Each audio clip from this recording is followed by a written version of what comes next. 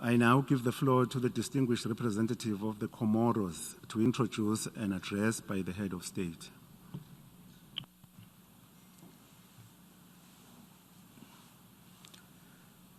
Monsieur le Président. President, Secretary General, Excellencies, ladies and gentlemen, I have the great honor of introducing the pre-recorded statement by His Excellency, Mr. Azali Assoumani, President of the Union of the Comoros, during our 75th session of the General Assembly. I thank you.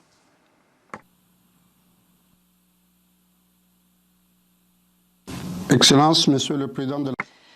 Your Excellency, President of the General Assembly, Excellency, Secretary General, Majesties, Highnesses, Excellencies, distinguished representatives of the various countries and institutions. Assalamu alaikum. Allow me, President, to warmly congratulate you for your brilliant election to the 75th session of the United Nations General Assembly, and also to assure you of the Comorian government's full disposal in helping you to work towards the success of your presidency. I should also like to congratulate your predecessor, His Excellency Mr. Tijani Mohammed, for the effective way in which he took the helm during the last session, and the way in which he honored through his mandate Africa and his own country, the Federal Republic of Nigeria.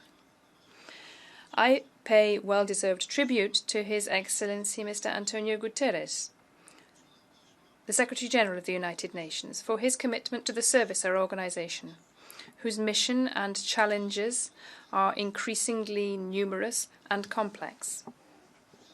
Majesties, Highnesses, Excellencies, ladies and gentlemen, this session, celebrating the 75th anniversary of the creation of the United Nations, is happening against the backdrop of a serious global health crisis linked to COVID-19. This pandemic has required a very welcome mobilization amongst the international community to confront it.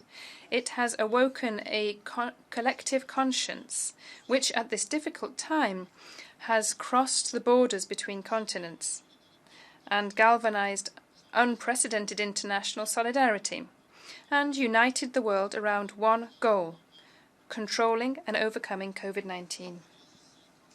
I would like here to express the deepest condolences of the Comorian people and government to the countries across the world, and particularly all of those who, in the Comoros and elsewhere, have lost loved ones, friends, brothers and sisters. The virulence with which COVID-19 held sway and continues to do so has caught us off guard. Certainly, no country has surrendered, but we have had to turn to global solidarity, because this alone can save us. Allow me also to very sincerely thank our kindred countries and friends, various institutions, NGOs, associations, and people of goodwill who were aware of what was needed and have shown their solidarity towards our country. This unwavering mobilization from countries and institutions was salutary and has allowed the Union of the Comoros to confront the pandemic.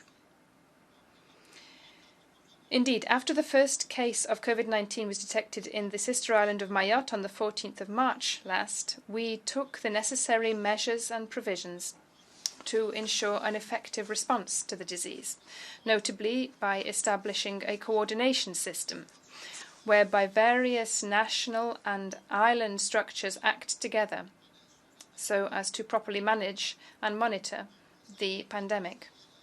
A weekly interministerial council has been established to monitor and to provide the necessary guidance to these various structures. Several barrier measures have also been established with the support of the forces of order so as to prevent a possible spread of the disease, as well as the closure of our borders and the suspension of gatherings of all kinds. Finally, other measures have been taken in the economic, financial and banking fields to support economic operators and to prevent any breaks or gaps in the delivery of fuel or any shortages in basic commodities. We have thus managed to control the COVID-19 situation in our country, although we must still remain vigilant. I would indeed like to take this opportunity to call for international solidarity, but also and above all for a recognition of the efforts of each and every one in this daily and extremely difficult combat which we are all waging against this invisible enemy. I do find it regrettable that some countries bestow upon themselves the right to place other countries on red lists, countries which are affected by COVID, whilst ignoring true published data in national reports and bulletins. It would be more judicious at these very sensitive times that the onerous task of listing countries be the preserve of the WHO,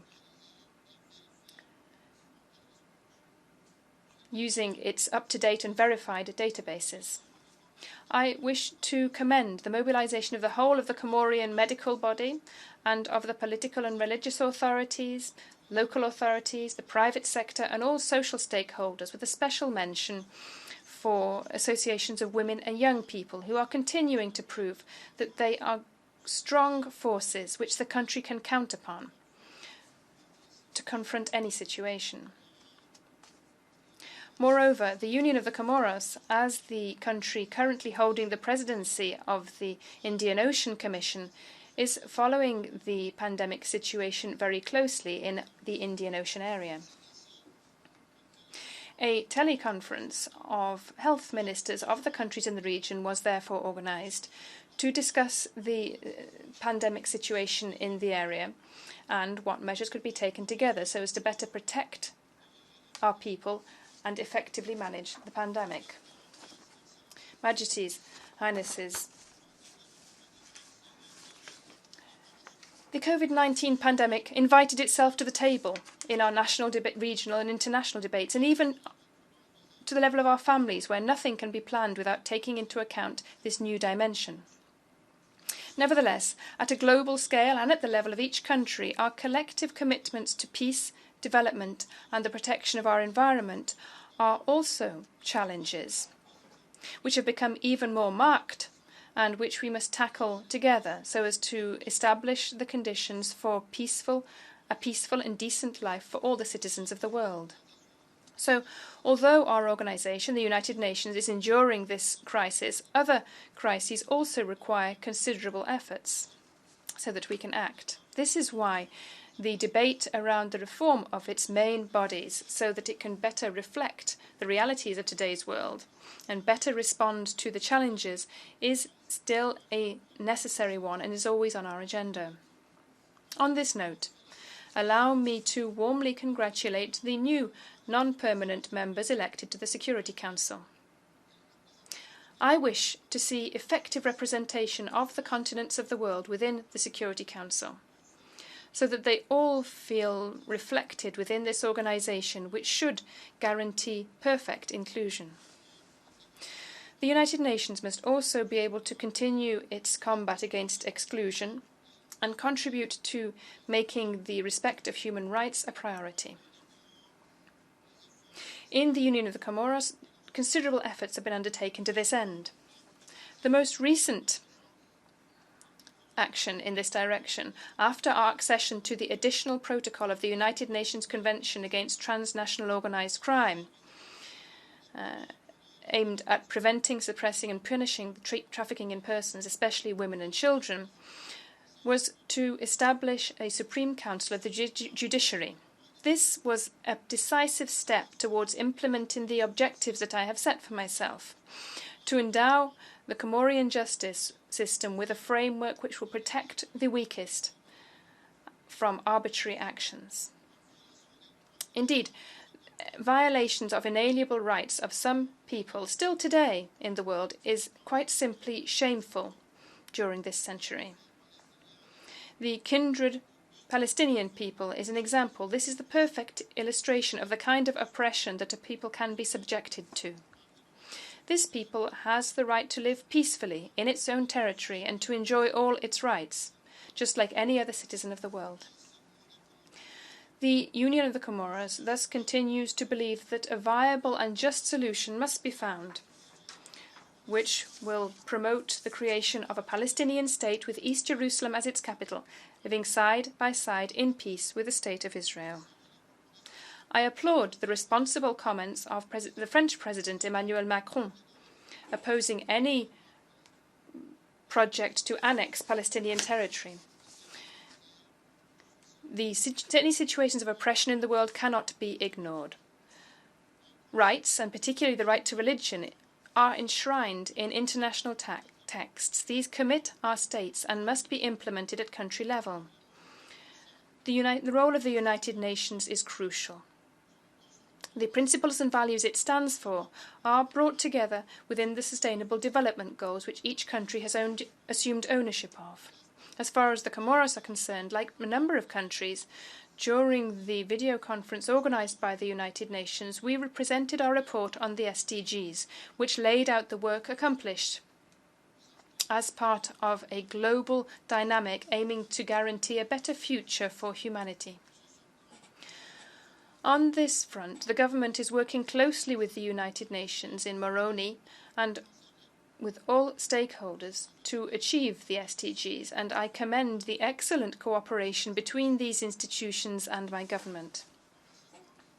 Ladies and gentlemen, as you know, last December in Paris, my country organised a conference of partners to development to establish the conditions to meet its ambitious commitment to achieve the status of emerging country by 2030. This was a conference which saw the participation of hundreds of bilateral and multilateral partners and the private sector, and the pledges made attested to the success of this conference.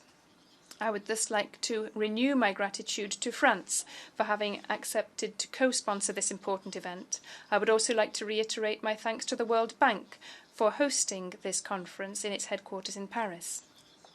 Once again, I would like to thank again all those who, in an exemplary show of solidarity, accepted our invitation. On the outcome of this conference, we had a total number of pledges of a significant amount, which was a great source of pride to us since it greatly exceeded our expectations. Last April, I set up an executive secretariat to ensure the follow-up on the commitments made during this conference and to mobilise the necessary resources for the emergence of the Comoros. I would like to launch a solemn call upon our partners here so that we can establish work schedules which will allow us to move forward with the available working and communication resources we have until we revert to a normal way of working. Moreover, I would like to underline the fact that the health crisis the world is going through does not mean that we have lost sight of important, crucial issues for us, particularly when they are to do with our national sovereignty. Mayotte will therefore remain a priority for us in our foreign policy and our demands. Indeed, this is a struggle which is legitimised by this august assembly, and in which any Comorian worthy of the name should feel themselves reflected. Allow me to recall in this regard that in July 2019, President Emmanuel Macron and myself met in Paris, and our two foreign affairs ministries signed a document enshrining the shared wish of both parties to advance towards a just, viable solution to the thorny problem of the Comorian island of Mayotte, with a shared concern of preserving the interests of all. I therefore count upon the goodwill of the French and Comorian authorities, who must understand that it is high time to find a solution to this unpleasant dispute, as the late President Mitterrand called it. Because the links and interests which unite us make it absolutely incumbent upon us to preserve the higher interest of our peoples and of present and future generations, Comorians, French and Franco-Comorians. Majesties, Highnesses, Excellencies, ladies and gentlemen, it is my heartfelt wish that the world will overcome this terrible coronavirus pandemic so that we can all resume our normal daily lives, and so that the United Nations, our prestigious institution, which brings us together around noble principles and values, can also survive the various challenges so as to fulfill its mission. This is an agenda of a kind that no other institution has ever had to fulfill in history. Thank you very much for listening.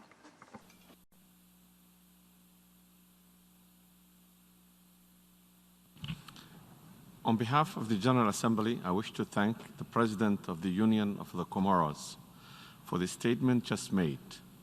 I now give the floor to the distinguished representative of Nauru to introduce an address by the head of state.